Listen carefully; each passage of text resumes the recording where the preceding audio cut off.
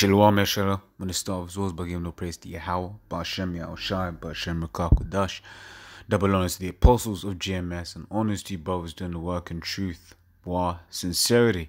Right, this is from Reuters, right? This is an immigrant's tale, leaving Britain to escape Brexit hostility. Right, this is I believe this article's written by Alexandra Drago. I believe that's the name of the author. Right, that's a Romanian name, that one. These comes across it. So we go into this, right? So I'll read bits of it and go into it in the scriptures. It says, a few months after Britain voted to leave the EU, Maria was waiting to see a doctor at a London hospital when an elderly Englishwoman told her to go back to her native Romania. It says, "You are a foreigner, Maria."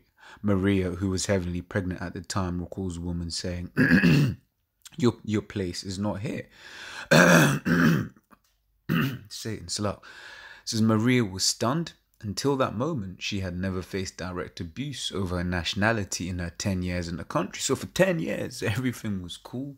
Maria felt like she was, part of the society, part of the, that she was welcome in the United Kingdom, right? But after Brexit, right? Basically, these devils started showing their true colors, right? It says, but ever since the 2016 Brexit campaign, when some Leave supporters said they wanted Britain to take more control of immigration, yet these Edomites, so-called white people, have gone across the whole world, ruining and destroying other people's countries, right? Which is why you get a lot of immigrants coming here, because England destroyed their country, right? It says, Maria said hostility towards EU nationals such as her has come into the open. So she's basically saying, look, man, ever since Brexit, things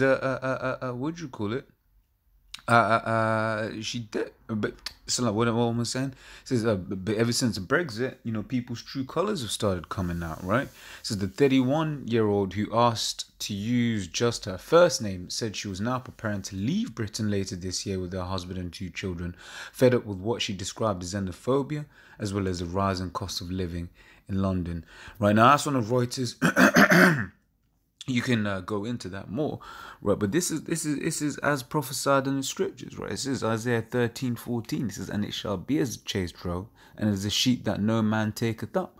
They shall every man turn to his own people, and flee every one into his own land, right? So, hey, what you see here is a case of basically, look, man, people want to debt from we're gonna get to a point where people are gonna be like, fuck England, fuck all this multiculturalism, right? We're gonna go to, go back home, right? And then, like I said, that is exactly what you saw, you see in this article here, right?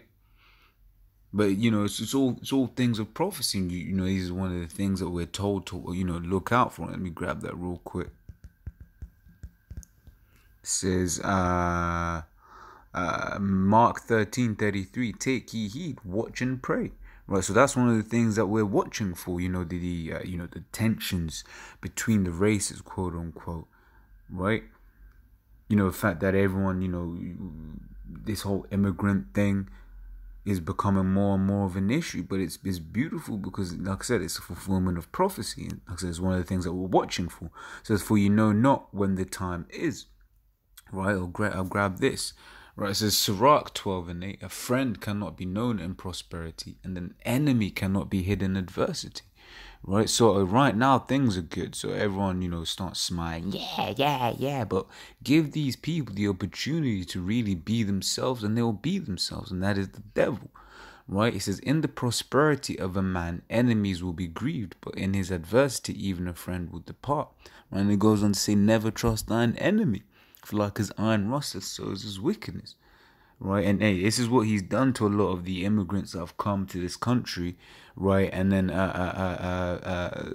given their service, right? It says, though he humble himself and go crouching, yet take good heed and beware of him, and thou shalt be unto him as if thou hast wiped a looking glass, and thou shalt know that his rust hath not been altogether wiped away. Right, so he'll come, he'll be all nice and pretend to be your friend or whatever, what have you, right? But when the time comes, given the opportunity, right? He's going to show you he's the devil, so don't trust him, period.